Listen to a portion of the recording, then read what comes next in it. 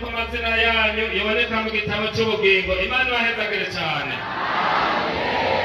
Kugira ngo aboneke ni uko umuntu aba yihanye neza. None rero turashimiye Imana cyane. Uyu mwanya mwiza tugize iminsi hano kuva ku wa kane twari hano, turabandanya ku wa gatandatu mu gitondo hari aho twari kumwe hano, uyu munsi turi kumwe hano. Twaranezerewe cyane. Inama nkuru iturungitse ino kuko turahibuka turahakorera igihe twatangura urusengero ruriya rwa kera ruri hariya. None rero twaranezerewe cyane rwose. Bafata iminsi hano twarashingiraniye intahe. Imana ishimwe. Yego twarashingiraniye intahe cyane. Ingene byagenze ko mu bikorwa by'Imana hama hariho ibibazo bitandukanye, ariko iyo twegereye Imana niyo kwizerwa ikidushoboza. Na Paulo yavuze ngo ishobozwa byose n'uwumpiki. None rero Imana irakoze cyane. Twaranezerewe rwose. Iramu namwe mwaranezerewe. Dusome ijambo ry'Imana. Dusome ijambo ry'Imana, ubutumwa bwiza bwa Yesu Kristo uko bwanditswe na Luka. Niho tugiye gusoma amajambo y'Imana. Luka ibice 17. Ibaza ko mumaze kugerayo. Luka 17. Turasoma duhereye ku murongo wa 5 kandi turasoma uyu murongo umwe gusa. Luka 17 ku murongo wa 5. Ndazi amajambo aravuga ngo ibyo kwizera. Kandi za ntumwa zibwira umwami Yesu ziti nutwongere iki? Kwizera. Bakoze cyane. Cete cyandikiwe Abaheburayo ibice 11. Abaheburayo ibice 11. Dusomeyo ijambo ry'Imana. Abaheburayo ibice 11. Duhere aho nyine tungure ku murongo wa mbere.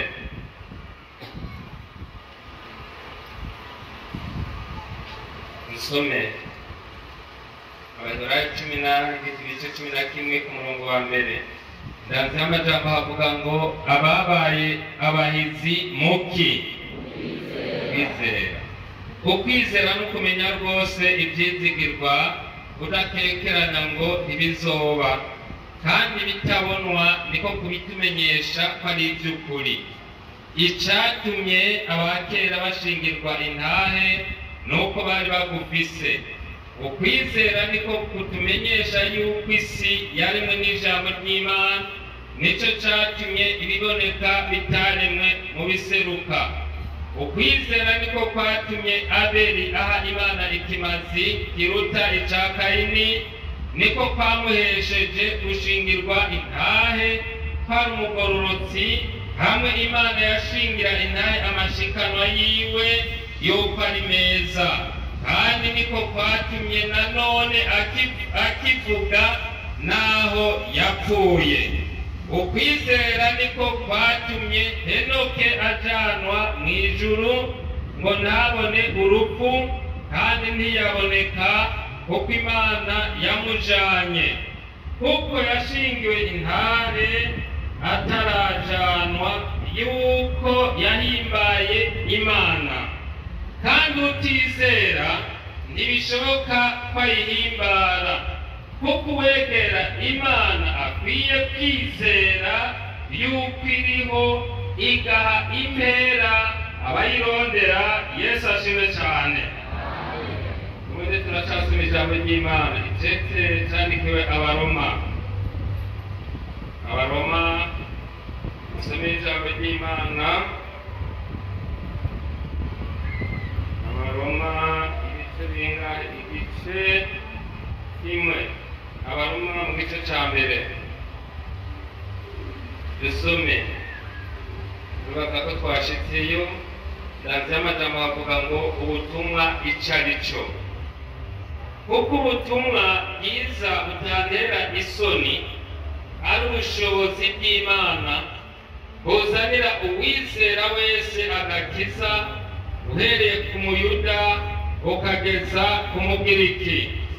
Kuko muri bwo ariho ukugororoka kuva, ku Mana guhishurwa guheshwa n'ukwizera kukagwiza ukwizera nk'uko byanditswe ngo umugororotsi azobeshwaho n'iki? Kwizera. Imana ishimwe cyane. Twamaze gusenga Imana, inama jambo tugiranye iminsi kuri uyu musozi w'Imana hano mu Mirango. Tugiranye iminsi ijambo ry'Imana rivuga ko umukristo akwiye kugira ukwizera kutanyeganyega kumutera kunesha icyaha. Ko umukristo akwiye kugira ukwizera kutanyeganyega kumutera kunesha cyangwa kumushoboza kunesha icyaha. N'amajambo y'Imana tugiranye iminsi hano kuri uyu musozi. Ukwizera mbere twaracishijemo turavuga tuti aha mugomba mwubake. Ko mugomba mwubake rero twashingiraniye intahe ingene twebwe tugomba dutangure kubaka ingene Satani yahagurutse. Ariko rero muri ubwo buryo Imana nyene igikorwa irahagarara neza, kuko twahagaze mu bubasha bw'Imana. Twarabwanye tuti niwahagara mu bubasha bw'Imana muri umwe, Satani ntazobaca. Imana ibahezagire cyane. Ego kuko aha Satani ntakunda igikorwa c'Imana. Abanamba aha ko mugomba kubaka, ariko arakubita urutoke arabaho yoca ngo avuruge, niba yoca mu makorari ngo avuruge, niba yoca mu ishengero avuruge, niba yoca muri protokole cyangwa ahandi hose avuruge, kuko Satani ijambo ry'Imana rivuga ngo ntiyigendera agira icyo ahagazeko. Ariko nk'uko tumaze gusoma ijambo ry'Imana, ndabifurije gusenga no kugwiza ingomezi ngo muze muneshe ubasha bwa wa mwijima bwose. Yesu abahezagire.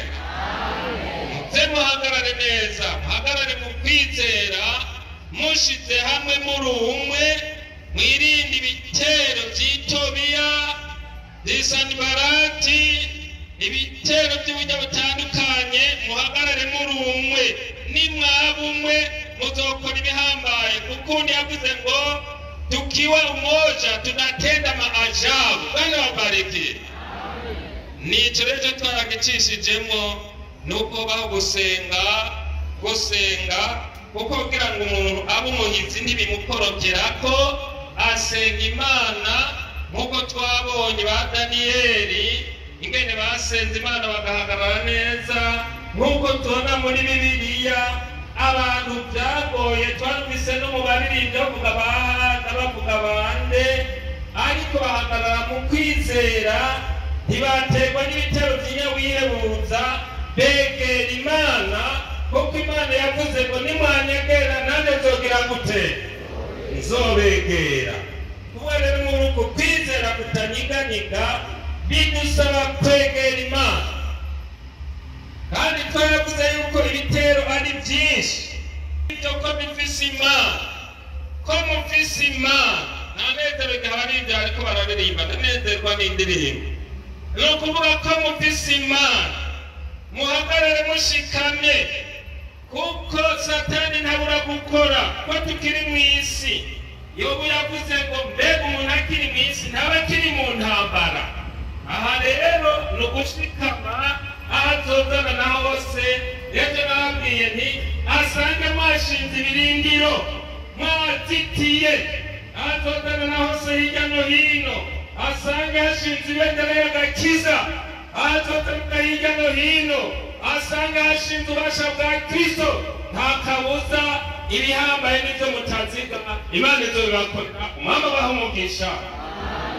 N'amajambo y'Imana rero tumuranye iminsi ngaha kuri uyu musozi. Twaravuganye ati mbega ukwizera ni iki? Ukwizera nizo ngomezi z'umukristo. Ukwizera nizo ngomezi z'umukristo.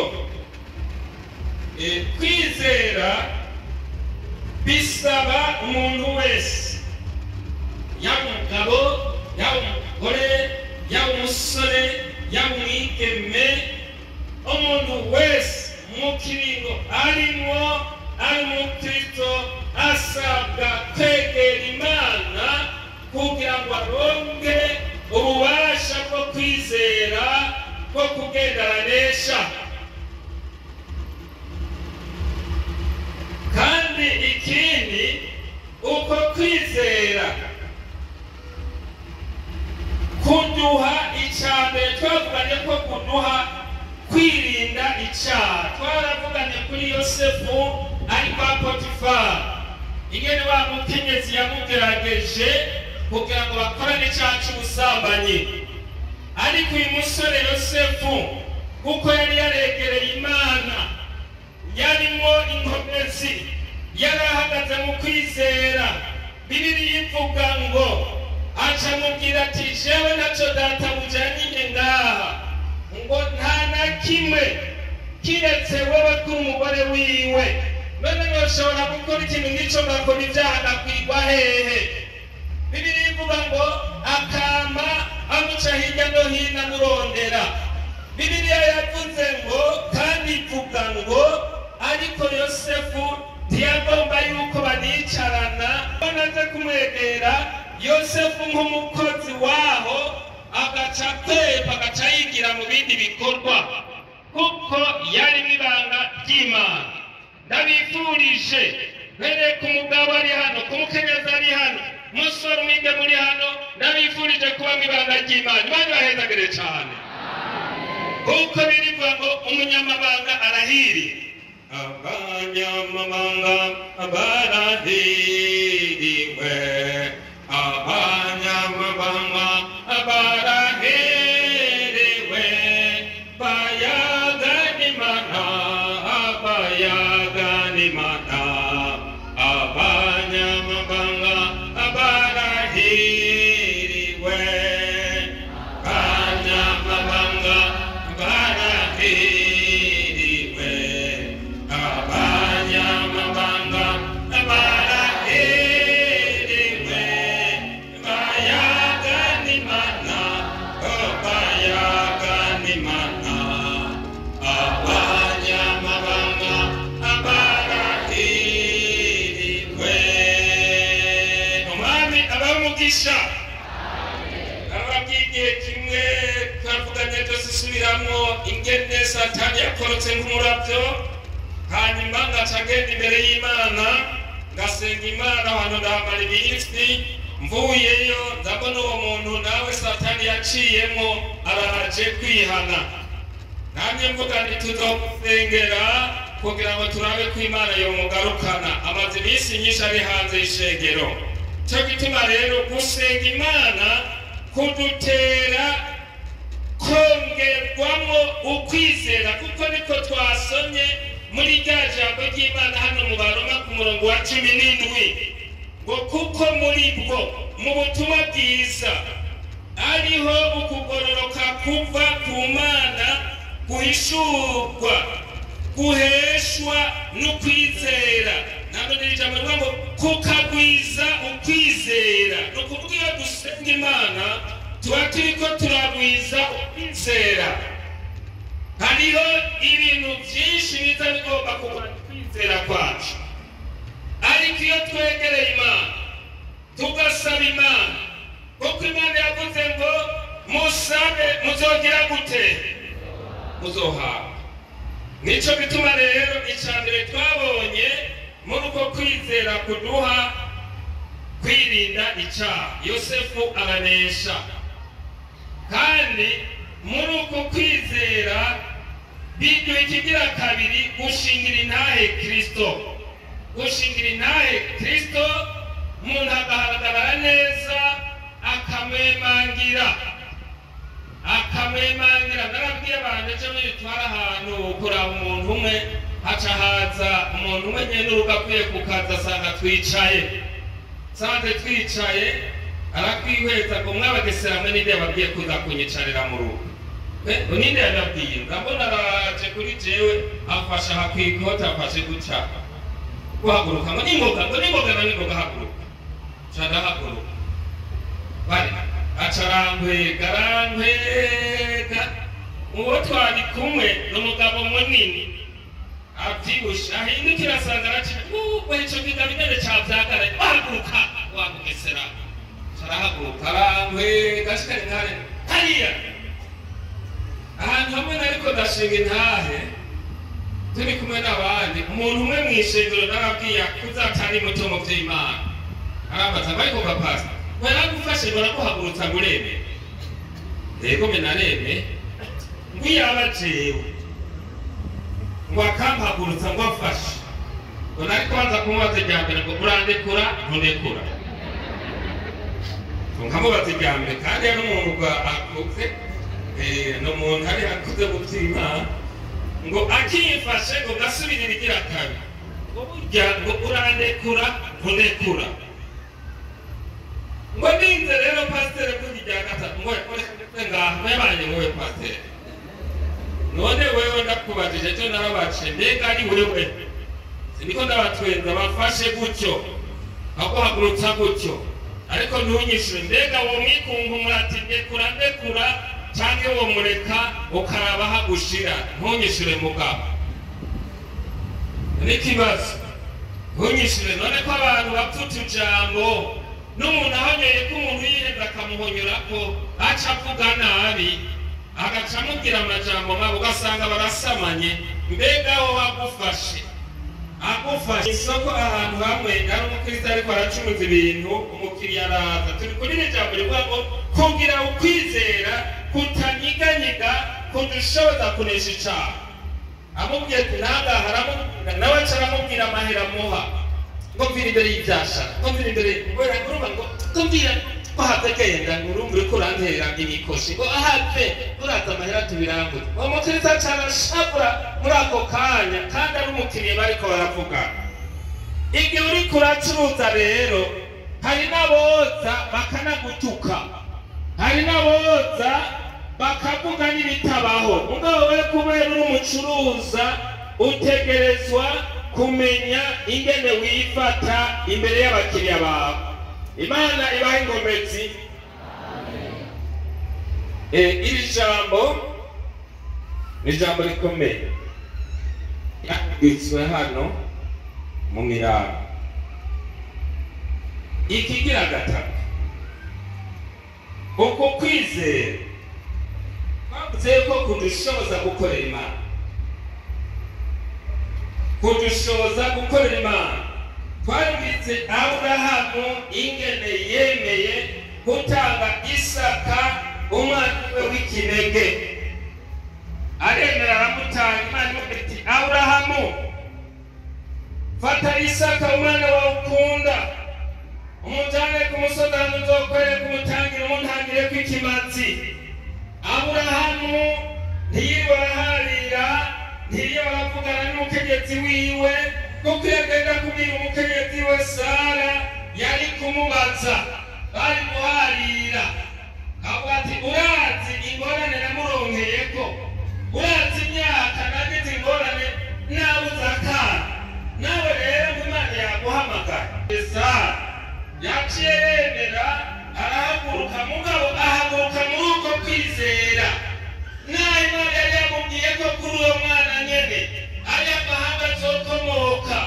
Aburahamu yizeye aravuga ati Imana yabivuze reka ndamujane irafise ahandi icisha Yesu ashimwe cane kuko Imana ntiburayicisha nagomba ngo ndakuremeshe wewe wowe uri mu ntambara zitandukanye uri hano ko bari ibintu byaba biguhagaritse umutima unguriza neza ongera usenga Imana ugwize ukwizera umenye ko Imana itawurayicisha Imana yamugisha Imana ntiburayicisha ufise ibikugwana bafise intambara umaze mu minsi bafise intambara ugize mu bihe ariko nagomba ndakubwire ngo aho hanze amaso ngo izocaha aho hanze amaso ngo izocisha ngaha oya ari igihe uvuga ngo Imana izocaha igaca itanana haha kuko Imana ni Imana ndabisubiyemo bwa gatatu ndabifurije kugwiza ingomezi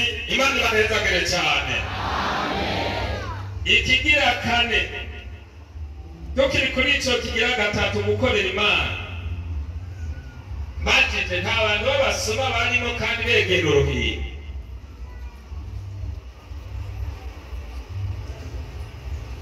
Ukorera Imana nta bantu bacira Imana. Turaharengana.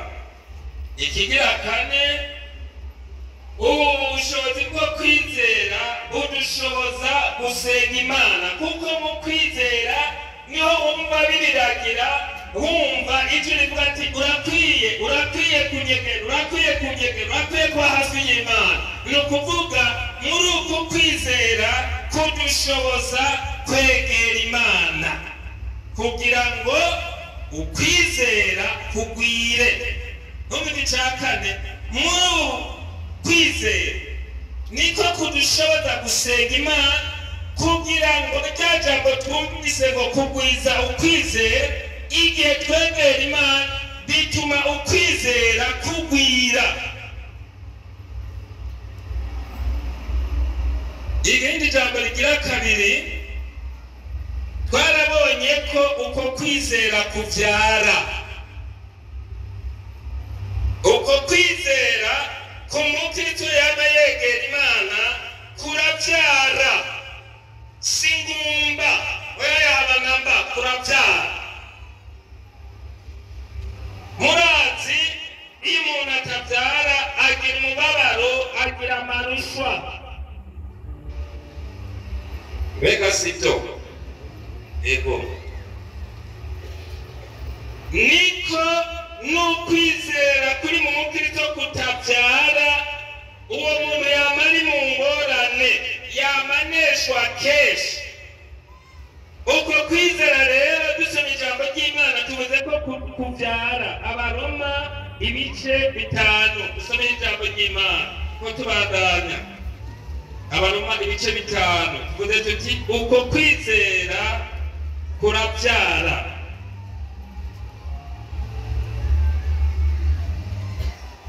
Abaroma 5 uhere ku murongo wa mbere.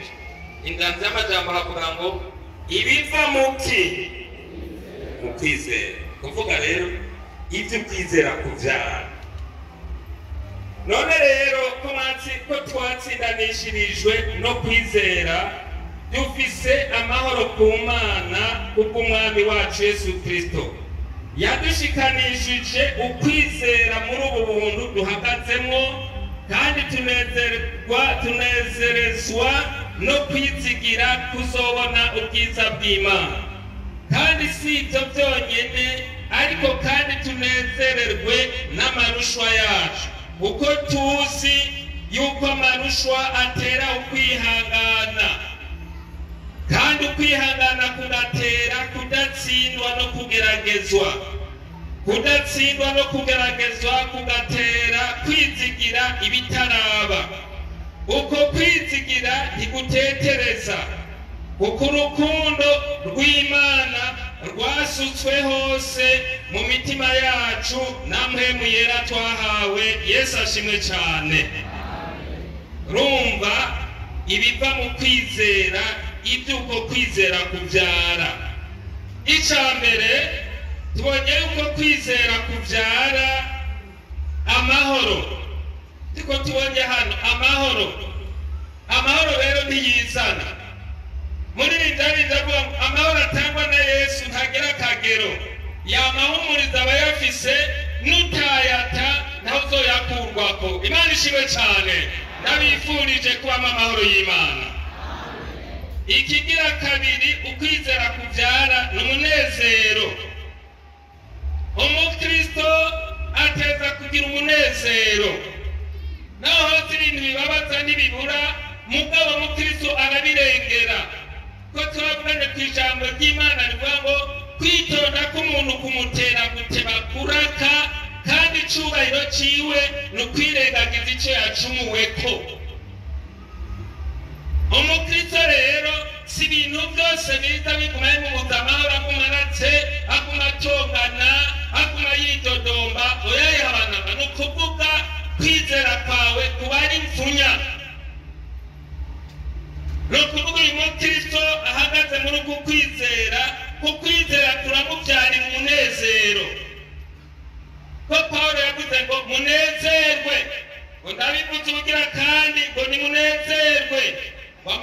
w'Imana abe muri mwebwe. Yesu ahezagire cyane. Ikigira gatatu, uko kwizera kubyara ni ibyizigiro byo kuzobona ubwiza bw'Imana. Matumaini, ibyizigiro byo kuzobona ubwiza bw'Imana. Uyo mukristo ukwizera kuri muri we kwaramubyariye ibyizigiro, yamana ibyizigiro. Murabona hari ibintu umuntu atagavye bishobora kuza kudutesha ibyizigiro. Usanga umuntu iyo agwaje cyangwa iyo ariko aracuruza yahomba, ariko gamana ngo by'ukuri guri Imana gamana. Nababwiye ko hari umuntu yariko aracuruza hama arahomba. Urazi gucuruza no kunguka no guhomba biragendana.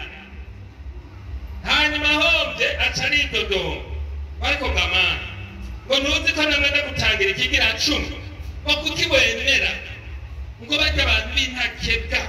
Avuga abantu rero batarihana. Ngo ndakubwire umuntu nawe batarihana ntuzi umucira urubanza, kuko ejo arashobora kwihana. Yesu adufashe cyane. Kutijya ntakebwa abatanguye gusenga tukana. Kutijya ntakebwa ngo kubera iki baguma begeranya amahera ngo nanje Mana gahomba. Ngo kandi rero Mana bahomba ngo none numara Mana. Abantu bafise amasengesho menshi. Nababwiye ni Imana ntimaramara, ni Imana.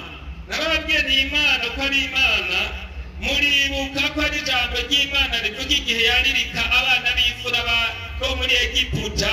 Ijambo ry'Imana rivuga ngo nimishimire Uhoraho kuko ari mwiza, kuko yariritse abana b'imfura bo muri Egiputa.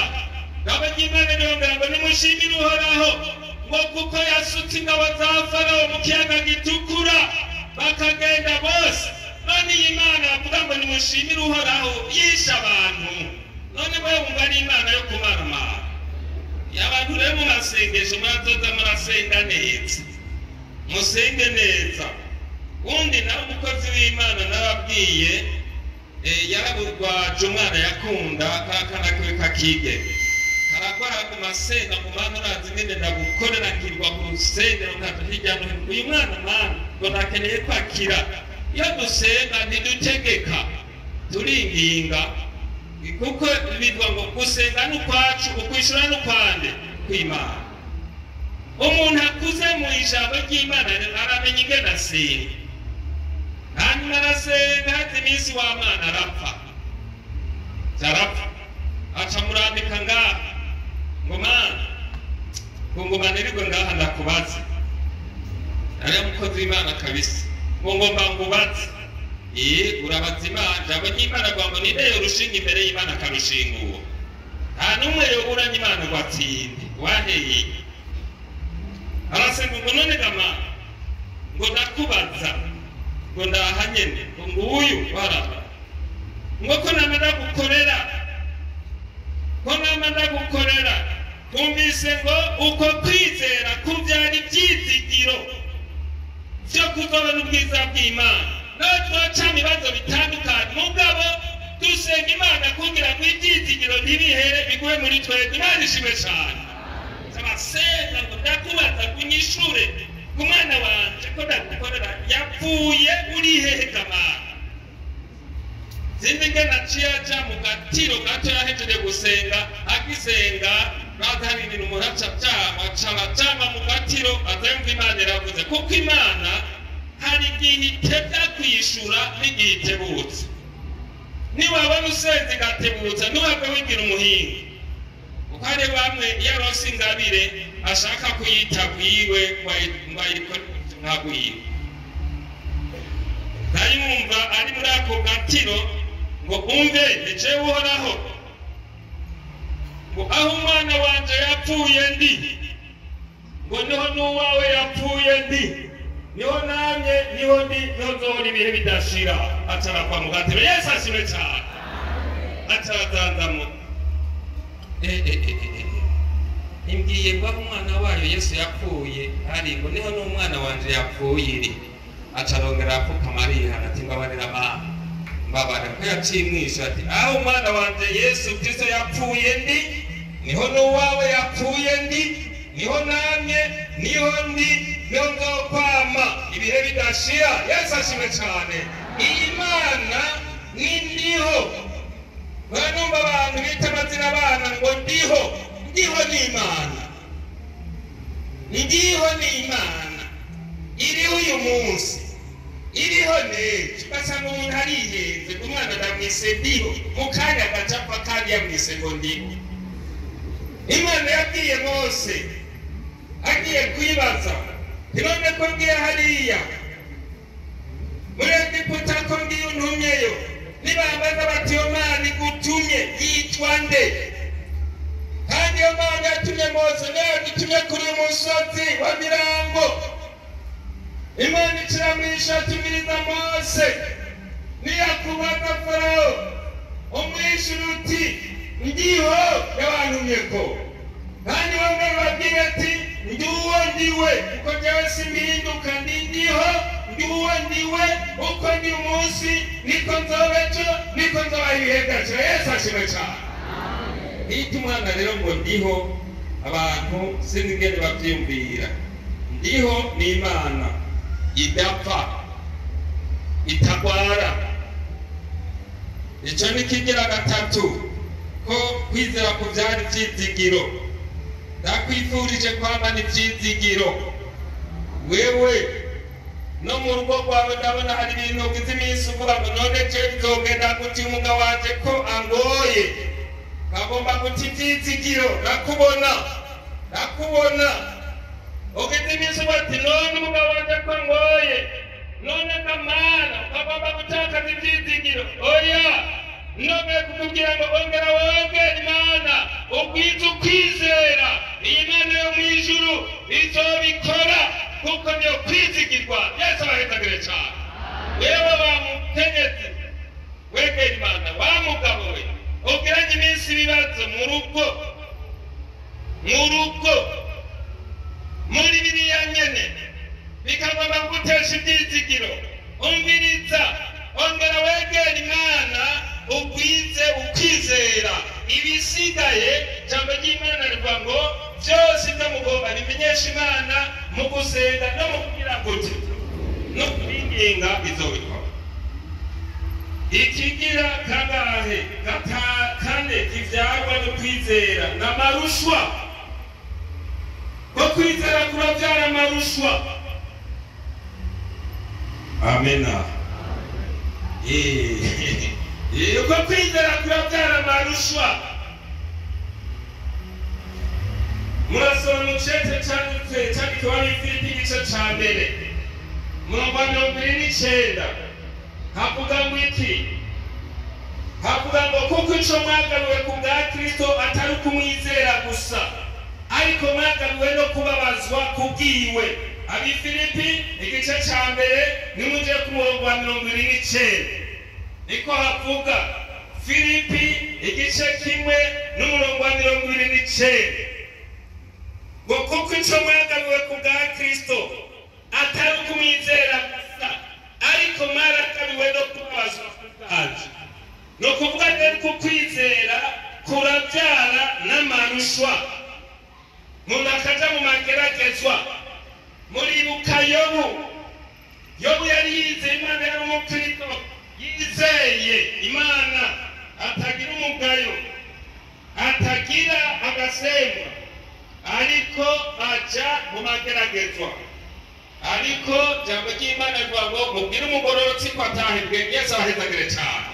Hariho amageragezwa aje utokwama bita amageragezwa. Hari Imana izana ishure kuri wewe, amageragezwa ishure gasanga igomba kugushira mu ishure.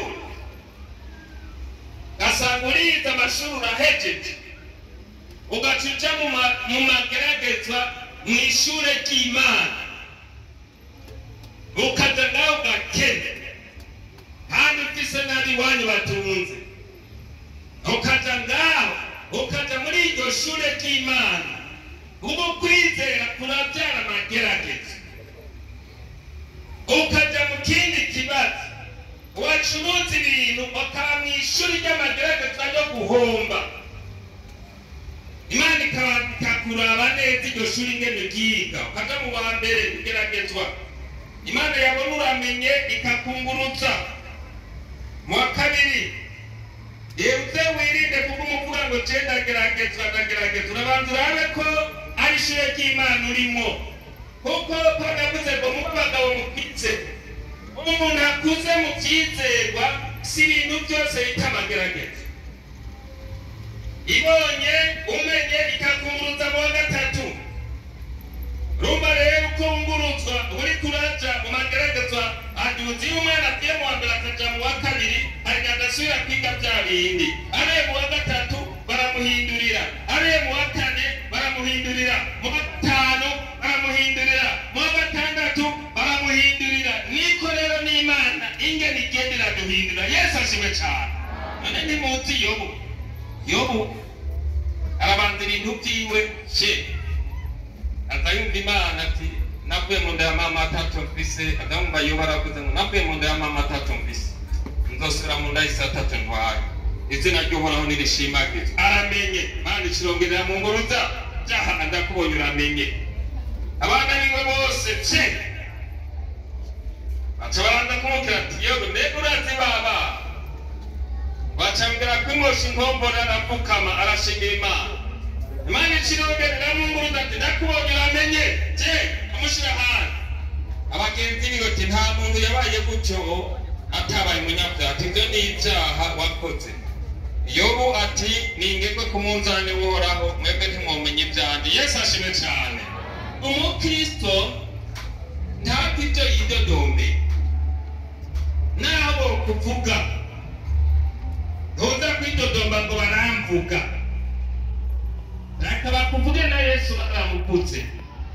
Kimwe nari hariya iyo ngora ku butere ndabona abantu bamwe kandi ntibari bake baje mu mugoroba w'ijoro ndabona barinjira inamaki bakwasere ngo twaje ngo kwihana, ngo twarakuvuze ngo turongera turakuvuga, bahandi twaje twese ngo y'inzambi kuvuga. Bamwe bavuga bariko barira ngo twarakuvuze ngo turakuvuga, naba barabikubwiye ngo twimbiye ngo niba barabikubwiye ukamenya ngo turasubira turakuvuga, bariko bararira ngo none turaje tubabare ko kandi si twese kudusengere ku Mana. Ndababwira nti murakamvuga, ndababwira nti murakamvuga, murakamvuga. None Yesu ntibamuvuga, none je nduta Yesu ngo yatubabare nti genda amahoro mugenda amahoro. Hari umuntu iyo haje akantu gatoyi baramvuga. Hari n'abantu bitwa umukristo ashobora guca ku muntu ntakuramutsa agaca araba hariya, kandi yitwa umuntu ari mu rusengero akora imbaraga agaca araba hariya. Ukwizera kwawe kwarabaye ingumba, urabe neza kwizera kwawe ko kwabaye ingumba, ukwiye kongera kuja imbere y'Imana. Urumva rero icyo nikigira kane, kwizera kurabyara amaruswa, amagerageza. Yobu acaho iramucishaho n'umugore we wacamo. Mbega Yobu sinzi ko yamuhamagaye gutyo. hariho abakenyezi mu guhamagara abagabo ngo Yohana noneho ndubona ko uyu munsi umenga nduhabona uyu munsi ngene hameze hatacurakuka. Yohana biramugora umuntu natoba afise umwana uvuga ati yemwe nari ndabakeneye. Umuntu umwe yari umuntu yiganje, ari umudamu simwe reka birashobora umudamu cyangwa bikagora n'umugabo. Amarero umushinga ntayo yarahagaze mu bandi bariko baraganira, umukenyezi we acaraza asanga abona bariko baraganira ngo ariko gana akamuvuga izina ngo kwego atariko gabatiya. Aha rero bihagaritse mu bandi bagabo, ngo yahagaritse mu bandi bagabo ngo kandi ibintu bitaranyenza ngo umugabo rero mu bagabo ngo banze uciye hano. Atuma rero nyamugabo urumva ngo yabanzuze hano. Abantu bari kumwe barajurika barunama ati baje umuntu amubwiye ibyo turi kumwe ibindi byarayangaye. kandi abona ari umushinga ntaye wiwe kuvuga rero ayo n'amarushwa kwizera kurabyara amarusha mugabo acaragenda ariyorosha. Ejo nababwiye nti ijambo ry'Imana rivuga ngo nkunda imitima imenetse kandi imitima ijanjaguritse sinzoyikengera. Yesu ashimwe cyane. Muri urugendo turimo dusabwa kumeneka mu by'agakiza tukongera ko tukajanjagurika kugira ngo Satani ntaronke urujo arahura ko kuko igihe wamenetse gusa azoza atora urujo rw'ikinyoma muri wewe arukoresha ugenda uri umunyakinyoma. Waramenetse gusa ntiwajanjaguritse azoza atora urujo rw'ibyifuzo by'ubusambanyi hanyuma ugenda uri mu ibyifuzo by'ubusambanyi kubera waramenetse ntiwajanjaguritse. Uyu mutindi iyo kijanjaguritse nta n'akajo baronka bakoresha, ariko ikindi iyo kimenetse hari igihe ikijo bakiringaniza bagishyiramo umwavu canke kera baca bagikarangamo ingano canke n'ibigori. Ariko Imana ivuga ngo nkunda imitima imenetse kandi imitima ijanjaguritse sinzoyikengera. Imana ibahezagire cyane. Uwo mugabo aca aragenda arakurikira uwo mugore aragenda aroroha aragenda, ariko mu nyuma kuko Imana yacu ni umucamanza agororotse. We gusa mu rugo rw'abantu babiri umwe niyakara niba ari umugore akazi, we wa mugabo ntibigire ngo jengo ni umugabo ntashobora gukara, uri umukristo uteweza kururuka. N'ahandi mugakara mwese, umugore agakara undi agakara, urugo murarusambura. Niba ari umugabo akazi wa mukenyezi ni worohe. Ababwiye umuntu umwe, umugabo yabwiye umudamu wiwe kandi w'abakristo ko kandi bose n'utuntu bari bapfuye mu nzu.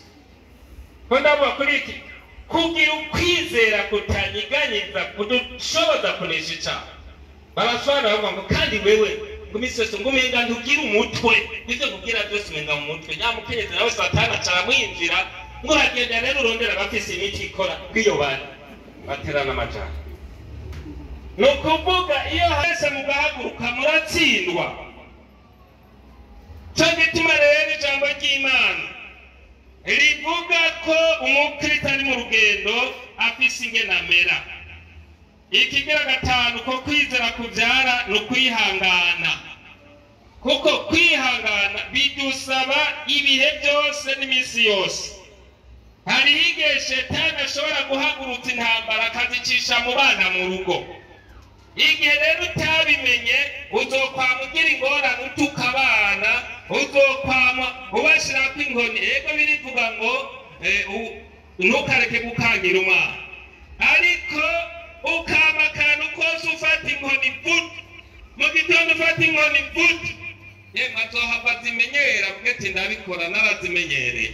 Uri umukristo bigusaba kumugira ku mavi, kamusengera, kamukangira mugabo ukongera ukamusengera. Mana umuhindure umugendere nanje Mana mpakumwihanganira. Urabona namana uburake imbere yiwe nca namana uburake, niyakoze ikinamana uburake, niyakoze ikimvuguku. Mana mfasha nanje umbe ukwihangana. Uku kwizera rero turabyara ukwihangana.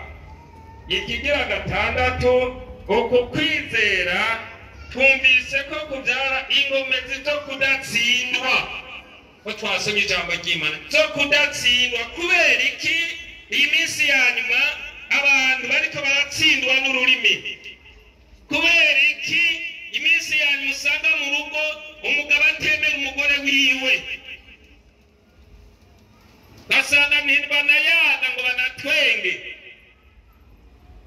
Mugabo ashitse kubo hantu bariko bararamukanya, niba ari aho bacuruza canke mu kazi, ugasanga akiyaga itwenge iryinyo rirabonetse, ariko hirya ashike muhira atangura kwiyandagaza. Hari umuntu bavuga ngo bariyandagaza. Ijambo ry'Imana rivuga ngo Yesu batangura kumwiyandagaza ko ngo bumve iryo mukorokana. batangura kumwiyandagaza ko hariho umuntu mu rugo yitwa bariyandagaza. We bariyandagaza, uyu munsi Imana irakugomba kandi siniko ndabatwenza aha ntawe utarazana ibintu byo gutwenza.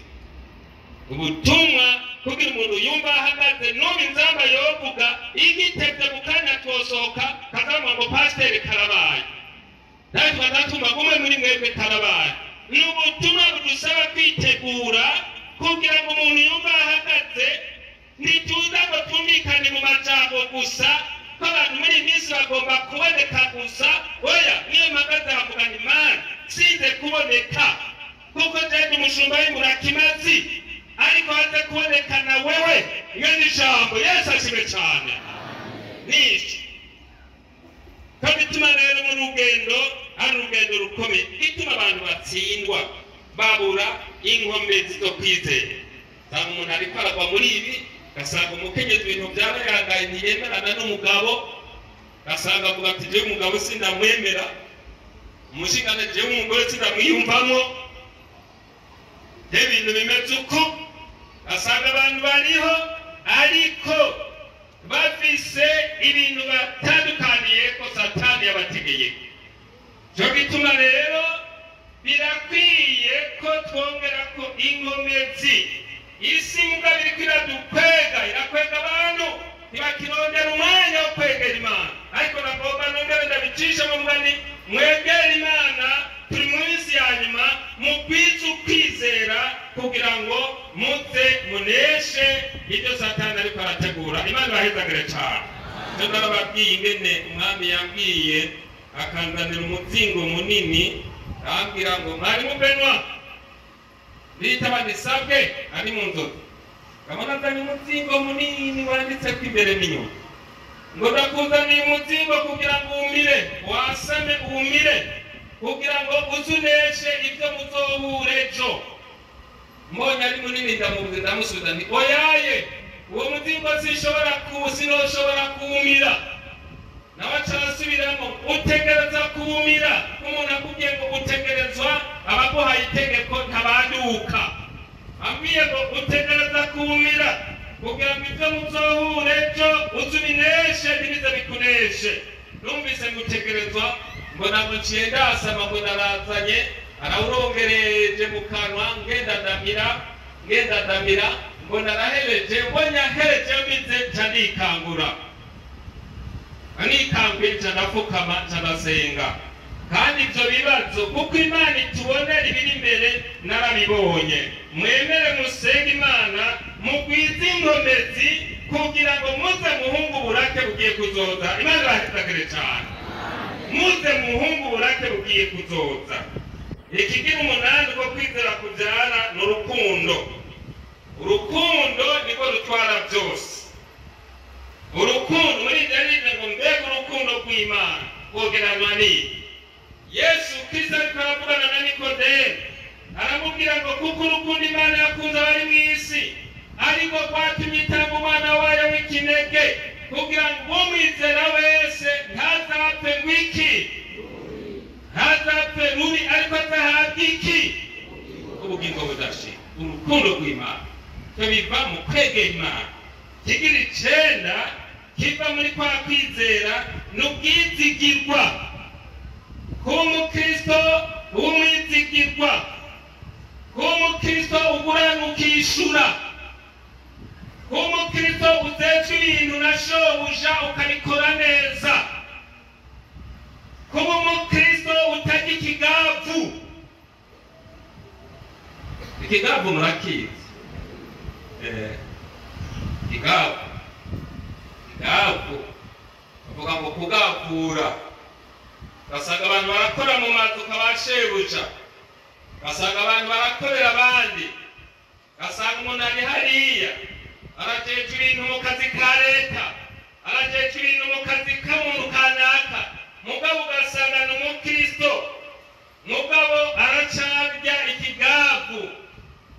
Ni ukuvuga rero ubwizigirwa burakenewe, kandi nagomba kongera kuvuga muri iki cy'ubwizigirwa n'abaganga biyubare barataye bamwe bamubwizigirwa bajya bacuruza imiti hari abantu basigaye bagenda bafise inda ngo ndagomba umuti wongurira mwiyinda ngo ndagomba umviriza muntu w'Imana uri hano umviriza Imana yakuburiye hari n'ibindi bakoreye mu ibanga hari n'ibindi wagendanye n'umugabo wawe ntawe babonye ariko Imana yo muri ijuru yarababonye Imana igomba ni ukwihana kugira ngo mwemerwe n'Imana Yesu ahezagire cyane asanga umuntu akarakora mu miti mu mafarumasi aciye afata imiti ni umukristo aciye atanga imiti y'ugukorora inda yatanga imiti y'ugukorora inda ni ukuvuga rero aho urubanza rw'Imana ruca ruzira ntabahambaye ntaboroshe bazokuvugira oya habanamba nta n'umwe azokuvugira intahe izokukubita mu gahanga kandi umuntu wese azotsindwa n'ibyo yikoreye nico bituma rero uri umukristo aho uri hose utaza kumenya uriwe ngo none ngo nta binini biriho ngo jesha ngo natwaye inda ntabigomba ngo sinabigomba ego kabisa ngo kumandenza kw'amahera kabisa ngo kumandenza ego ariko uri umukristo uri mu kwizera nubwo ati ibyo sinokora iryo bara sinshobora gukora iryo bara cyo bituma rero shengero ry'Imana mwirinde cyane muba bizigirwa muhagarare mu bwizigirwa ibyo warabikoze hari ibyo bagendane n'umugabo hari n'umugore agenda atabwiye umugabo ati byo sinkeneye kuguma byara hariho ubundi yakoze akwiruka ngo sinkeneye kuguma byaragura n'abakristo gacakora ibintu umugabo atazi katusanga bama mu ngora nagomba ndakubwira ibyo byose Imana yarabibonye nagomba mbwira urwaruka hari ibintu mwagize bivuga ngo ni urukundo wabasigaye bavuga ngo dukundane n'umwana urenga akikibere ngo dukundane impemu mbi ya dukundane nagomba ndababwire mwirinde iyo mpemu mbi ya dukundane abantu basigaye bagenda barakahetse mwirinde cyane here mu rwaruka niba mutari mu mashuri n'abari mu mashuri muhagarare neza muri abakristo muri mu kwizera mushingire intahe Kristo kuko Paulo yavuze ngo kugira ngo nzengere icyo nirata ku munsi wa Kristo Musa hariho ibyaha byo mu ibanga muca bisereka Imana yavuze ngo nzobisebya ko uyu muntu yatetse inkono yo yatetse akagereka ku inkoza ari ibijumba ari amateke akagereka ko arabisebya ibiharage bikaja hejuru kuko byahiye inkozo zikaja hasi niko Imana ivuga ngo nzobisebya rumba rw'umushanaye wa mukenyezi urabyumva hari ibintu wanyegeje hari ibintu wanyegeje Imana ngo izobisebya ibishyiraho kuko umuntu iyo yariye niba ari umuntu yaributse urabona mu kugira byamuhindutse mu nda aratangura bimuhindutse bikamuseba yabisuka hajya abantu yari yariyugari n'ibiharage kwezi byamuhindutse niko uhoraho avuga ngo nzobisebya ibyo abantu bagize iki amabanga ivyo nyene bimenyekane nk'uko umuntu ivyo yariye bimuhindutse abisukaho abantu bakabibona niko Imana yavuze ngo nzofata umusozo w'impuzu yawe nduze nerekana amahanga biteye isoni vyawe niko Imana ivuga kandi niko biri urabikorana urabihagurukana nta n'umwe akuzi ariko nagutumweko Imana yo mw'ijuru yarabibonye nturindire ko izobisebya ariko umunsi n'umunsi wo kwemera kuyihana bandi bahezagire cyane mu bwizigirwa burakenewe minsi yanyu ubwizigirwa bwagutse umuntu ukamugurana amahera nawe ukagusanga arakubesha bwizigirwa umuntu agakoresha umuntu akaba umunyoni mu bintu yarajeje ariko agacaza karirimba imbere ya ntebe nzoha. Nawe ni umunyoni, ni umuntu yamaze ikigavu mu bintu bya shebuja, ni umuntu mu rugo atabyizigirwa. Nzohagararayo nzojana y'iminyago ndayihere. Uyihereza Yesu gute? Era abana byizigirwa ufise abanamba Imana yarabimenye ivuga ngo turabikora nanje ndahora. Amen. Akishire. Amen. Ukiraga kumandira bariko nzoguhana umwanya itaraguhana emera wihane. Umwanya itaraguhana emera wihane kugira ngo duhagarare neza imbere y'Imana. Ntacyo byomara guhagarara ngo niko ndadondagura amajambo mfise icaco mw'ibanga. Ntacyo byokumarira muririmbyi murahagaze n'agahogo keza ariko mfise icaco mw'ibanga. Amen. Umwiriza ntacyo byokumarira ndakubona hari inama uri kuragira abandi n'ishengero mbi z'ukugarariza abantu bari bakorera Imana. Umwiriza ihane. Amen. Amen. Amen. Amen. Amen. Hallelujah. Iyo gatatu kandi uko kwizera kurabona. Uko kwizera kurabona. Dusomye ijambo ry'Imana guharura. Uko kwizera umuntu yabwije ukwizera kurabona.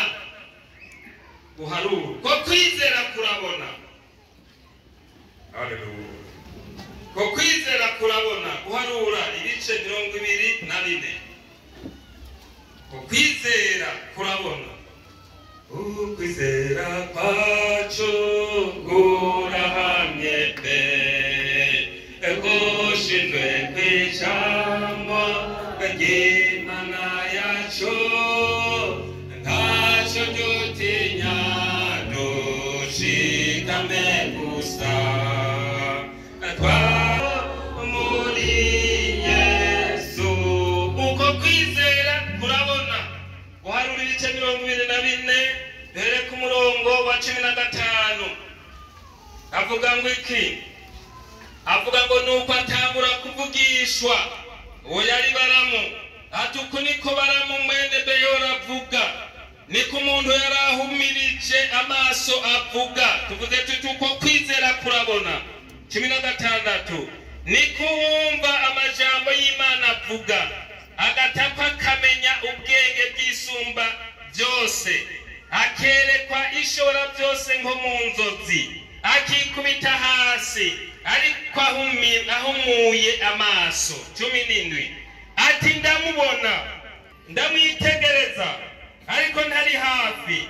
Inyenyeri zokomoka muri Yakobo, icumu ry'ubugabe rizosokoroka muri Isirayeli, ritobekeranye abamowabu mu mvura idahita, rimene umutwe abasheti bose. Edomu bazohagira inyurwa, bagire inyurwa Isirayeli ahahora ari umwansi wabo. Abisirayeli bazokora iby'ubuhizi. Yesu ashimwe cyane. Uko kwizera kurabona. Haleluya. Ko kwizera kurabona niko kwatumye Baramu avugisha n'Imana. Yari ahamagawe ngo avume Abisirayeli, irahinduka ataravugishwa kuko yarahagaze mu kwizera. Baramu yari muvugishwa n'Imana. Bibiliya iramuvuga ko byinshi ingene yagiye guhuruduka, mugabo indogo biravuga. Ibonye umumarayika n'inkota, indogo biravuga ati ungo bitikire tangabo gatatu kose. Indogo bigikoko kiravuga. Na yahinduye rero aravugishwa. Nico tuvuga ati uko kwizera iyo umuntu yakwakiriye neza kurabona, kandi uko kwizera kurarema. Yashime cyane. Twumvise Imana yaravuga ati baho bikabaho, baho bikabaho, biyaga baho bikabaho, zuba baho bikabaho. Ni ukuvuga rero uko kwizera kurarema ibitariho bikabaho, uko kwizera kuba kwakiriye neza kurabona. Balamu rero aravugisha ati ndamubona ariko si ubu nyene, ndamwitegereza ariko ntari hafi. Yariko arabona mu kwizera Kristo Yesu ko azoza. Ni ukuvuga rero uku kwizera kurabona. Umuntu yakwakiriye neza akegera Imana neza kurabona, arashobora kubona hageze, arashobora kubona ati biri mu kuri, arashobora kubona ati biri mu kuri. Ko kwizera kurabona. Yesu ahezagire cyane. Nabifurije kwizera kubona kure. Yesu abamugisha. Haleluya. Kwizera kubona kure. Ko kwizera iyo kwagwiriye mu Mukristo arabona ati ibi bihe ntibisanzwe, ibi bihe ntibisanzwe, akabibona, akabibona. Iyo Umukristo kwizera kwakuze, iyo Shetani aje guhagarara imbere yiwe bamuteranye n'Imana, aravuga ati yiri umwanzi wanje, kuko arabibona, kuko afise ukwizera kutanyiganyiga. Bituma rero Balamu arabona Yesu hagisigaye imyaka myinshi cyane, uko kwizera kurabona. Kandi kigira kangaho, kandi uko kwizera kuratwizeza yuko tuzotaha mu gihugu cyo mu ijuru twasezeraniwe n'Imana. Yesu ahezagire cyane. Uko kwizera kuratwizeza yuko tuzotaha, kuranyizeza jewe, kuranyizeza mwizera yuko nzotaha mu gihugu cy'amasezerano twasezeraniwe na Yesu. Haleluya, ciza cyane, ciza cyane twasezeraniwe n'Imana. Haleluya, tukiro twizigiye, twizigiye kuko data yakitwe. Garukira hanyene, uku kwizera kuranyizeza, kanibwe kuranyizeza yuko nzotaha mu gihugu cyo mu ijuru c'amasezerano twasezeraniwe na Yesu. Ntegerezwa rero kurwana intambara nziza, kuko turatari mu ntambara. Ijambo ry'Imana twereka ko turi mu ntambara. Ni ukuvuga rero nawewe kurakwizeza twese hamwe. Uku kwizera kuratwizeza yuko tugiye kuzotaha mu gihugu cyo mu ijuru twasezeraniwe n'Imana. Yohana 14. Yohana 14 tugiye kuba turangiza akumva. Dusome Yohana 14. Dusome. Avuga ngo Yohana 14 turaheraho nyene muri ayo masezerano. Nimuhagarike imitima yanyu. Yagambye yagarutse byo kwizera. Mwizere Imana, nanje mugire gute? Haleluya. Ndasuye mu murongo. Nimuhagarike imitima yanyu. Mwizere Imana, nanje munyizere. Ni rya jambo turiko rivuga ngo ko dukwiye kugira ukwizera kutanyiganyiga. Kabiri, imuhira kwa data hari amazu angahe? Yaba atariho barababwiye, kuko ngiye kubategurira ahantu, kandi ko ngiye kubategurira ahantu nzogaruka kubajana iwanje, wahondi namwe mugire gute? Aho bariho muba. Yesu abahezagire cyane. Ngaya masezerano duheshwa n'ukwizera. Yesu Kristo avugana n'abigisha, hari ibibazo byatumye bahagarika imitima. Twavuze tuti ibibazo bihagarika imitima ntibibura, ariko rero umuntu ateza gusenga kugira ngo agumane uko kwizera. Yesu arabwira ati nimuhagarike imitima yanyu, mwizere Imana, nanje munyizere. Umukristo hajya agizwe no kwizera mu bihe bigumye no mu bihe byoroshye, mu bihe by'intambara no mu bihe by'imboro. Ategereza kugumana ukwizera. Mu bihe by'ubutunzi agumane ukwizera, ntibumukure ku Mana ngo bimuteshe gukorera Imana.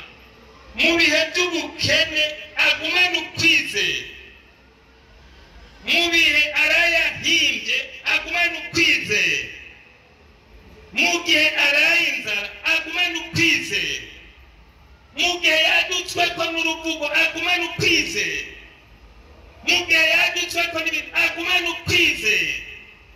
Nico gituma rero jambo ry'Imana ngo kandi utayizera ntayimbara Imana. Bidusaba rero guhagarara neza ko duhagaze mu masezerano. Hariho amasezerano twasezeraniwe na Yesu. Uko kwizera kuratwizeza yuko tuzotaha mu ijuru. Anatangaririyo, tangwaririyo, atamarushwariyo, atamibabaririyo, ataguganya kuriyo, atagusuhuza umutima. Urabona ugize iminsi usuhuza umutima, ariko ahantu muri amasezerano ahantu atwereka, haleluya, haleluya, ntagusuhuza umutima kuriyo. Yayaba namba ahantu h'umunezero w'ibihe bidashira. Nico bituma rero mbega wewe ubona ahantu ucushikayo, ahantu hari abantu bahagaze mu kwizera kutanyiganyiga, abantu buca bashika aho hantu Yesu yagiye kudutegurira. Bakwiye kumera gute? None ko twumvise ngo azoza kutujana, bakwiye kumera gute?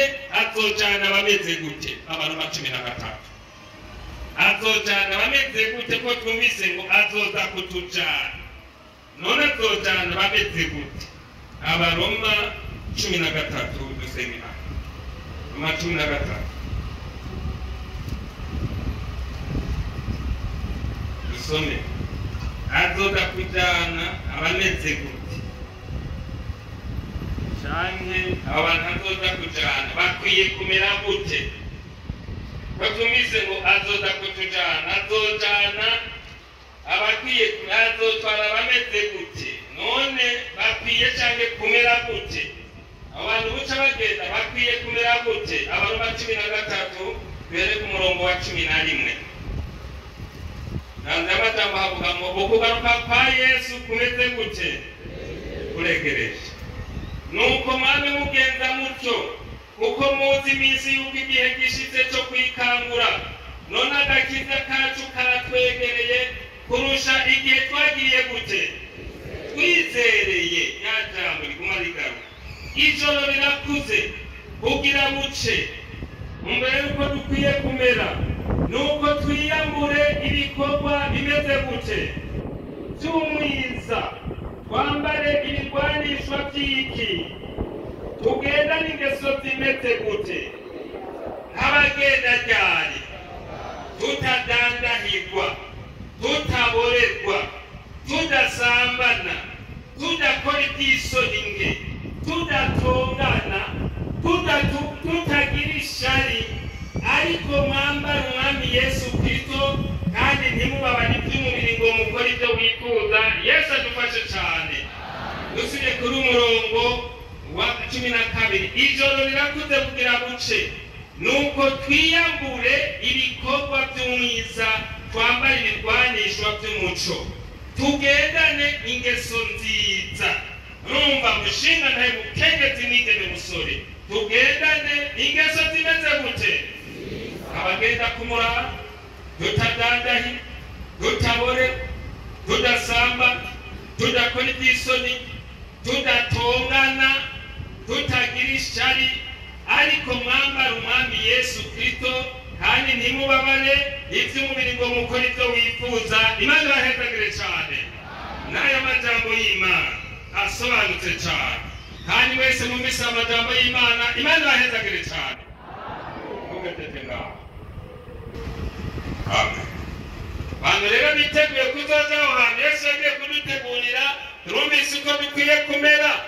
Twagira ngo nta muntu yoba hariya hagarara hari dusenga Imana. Muntu yoba yafashe n'ijambo hagarara hari, hagarara dusenga, hagarara dusenga. Muntu uba ati n'iby'ukuri, mugabo umuntu yumva ari amahoro, akansubiremo. Nupfe guhagarara, umuntu yumva ari amahoro, yumva ari amahoro muri we ntahagarara. Yumva naho urupfu rwoza yoduga mu ijuru, akumva ari amahoro ntahagarara. we wa mugabo ukumva ari amahoro ntuhagarare. Hari abagabo basigaye bateburana bagatebura abagore b'abandi, hari abagore basigaye bemera gutebuka, hari ibiso bitebura, hari abigeme bemera, ugasanga umugabo aja gutebura umugore w'abandi. Umviriza neza, abantu buca baja mw'ijuru nabemeye kugenda n'ingeso nziza naho wambaye neza. Numviriza nagomba gukure ku nzira utihanye ucuhanwa, ariko umve mwihane mwiyambure ibikorwa by'umwiza Yesu ari ku rugi. Amen. Haleluya, haleluya, haleluya, haleluya.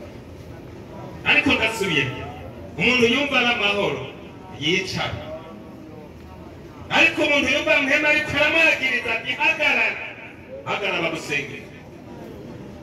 Umuntu yumva mpema ariko aramwagiriza ati ehe bya bindi uriba wewe nta bwizi kigufise, raba ingene ugenda uramera, raba ingene watakaje akaranga, raba ubwibone bwawe, nawe uririmba uracarimo amanyama ukumva mpemu yera. Haleluya. Ariko aravugana nawe,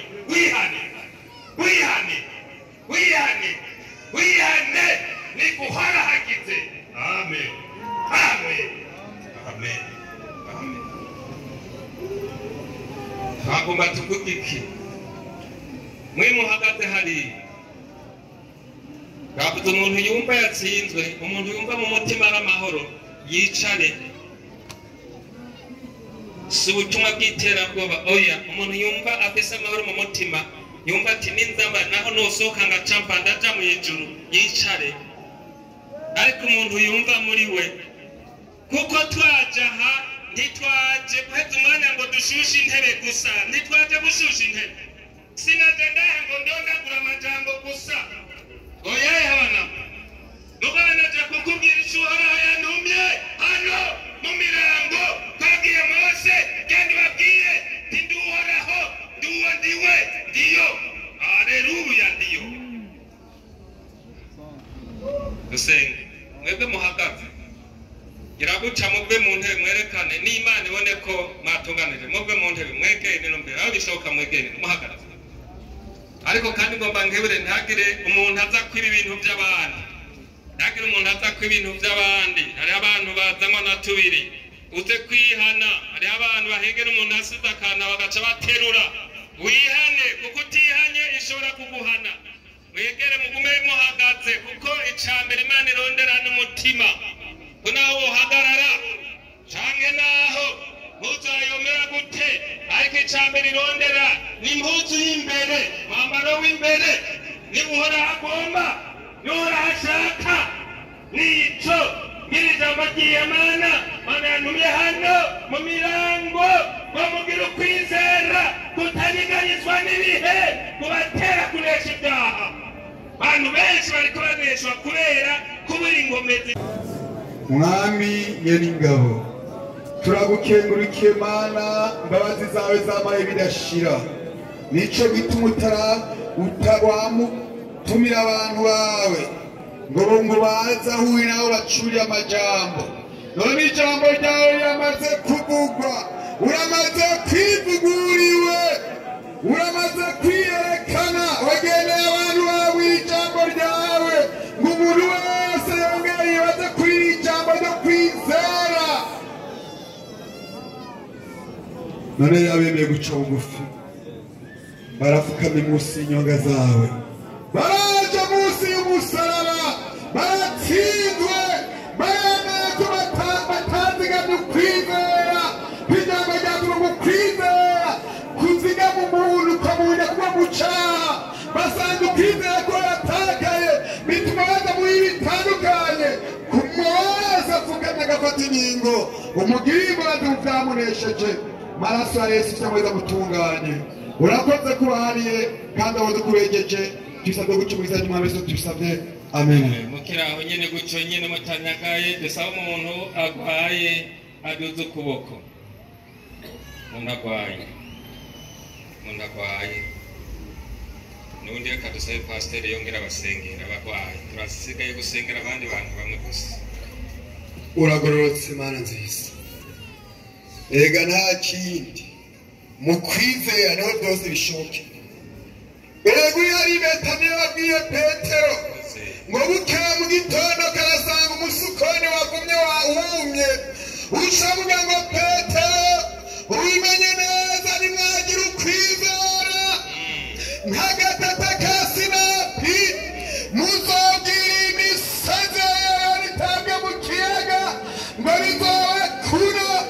Ntiwari kuvuga imisozi y'ahantu habanama, wari kuvuga ko hari ibibazo bishobora kuza, hashobora kuza indwara n'amaruswa, ariko abana bahagaze mu kwizera.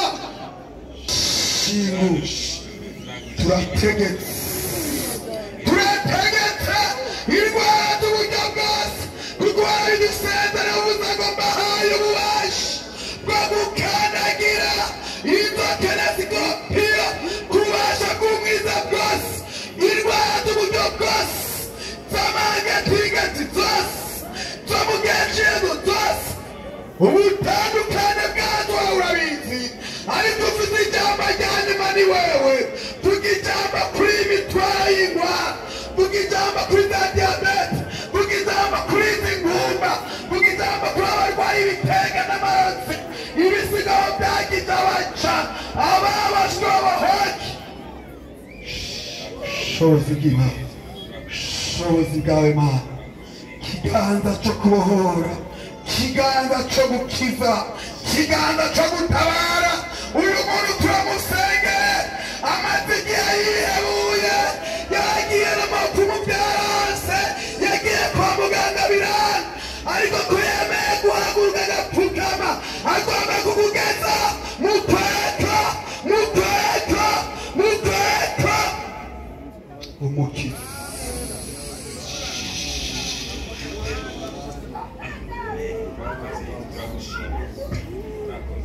Umwigisha kwihana neza. Amen. Urakoze kuri muganga, urakoze kuri gitandara twisha, wewe uri kibirengeye, kiganza cyo gukiza no gutabara cyane kuri abantu. Urakoze kubakije mu izina ry'Umwami Yesu tubisabye. Amen.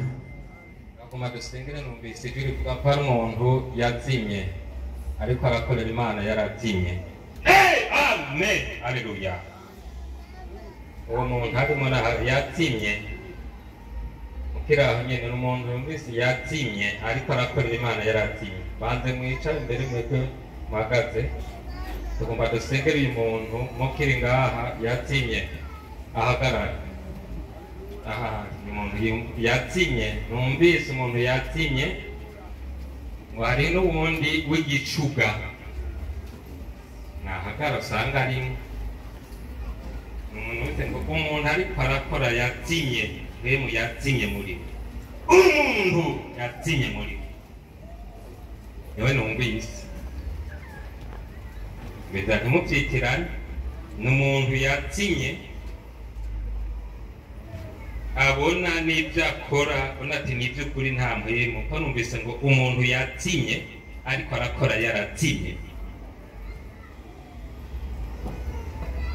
ariko arakora yarazimye. Hari n'uwundi agira kabiri w'igicuga, azungagira ukamigaragura utundi mwanya agatsindwa. Abantu babiri kadusenga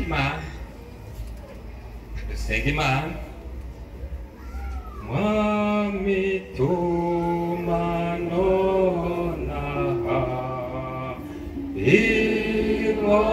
ingomezi zamwemo, umubatizo nuyo ubatize wese. None rero tutarasenga, umva umuti ni rimwe rigaruka, genda mwegera Imana mugwize ukwizera, genda mwegera Imana musabe ati Mwami nyuzuza nk'uko wayikoze hari Yerusalemu, mfasha nanje unsuke ko ububasha bwa muhe, kugira ngo mu byo nkora ndongorwe nawe. Mfasha Mana ndagusaba. amen fasha ndasabye fasha ma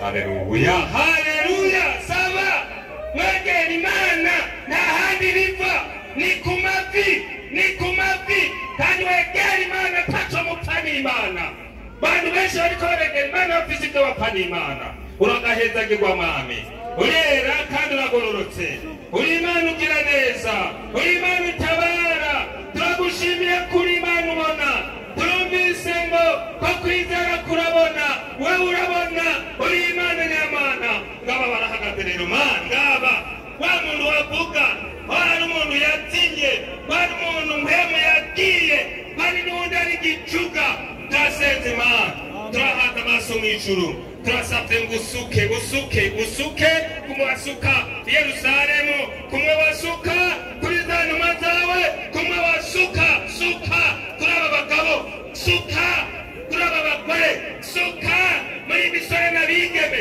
suka none ntuzi ko wabisezeraniga mana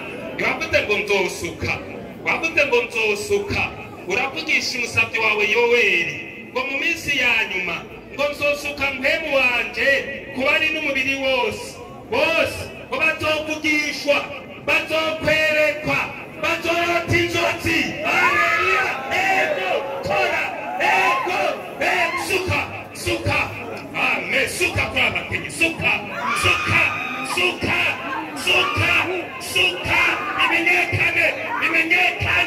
bimenyekane suka amen abagabo bari misore suka mu baririmbyi suka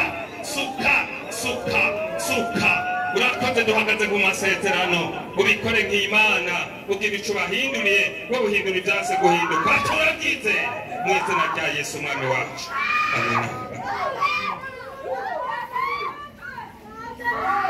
bari baje gukora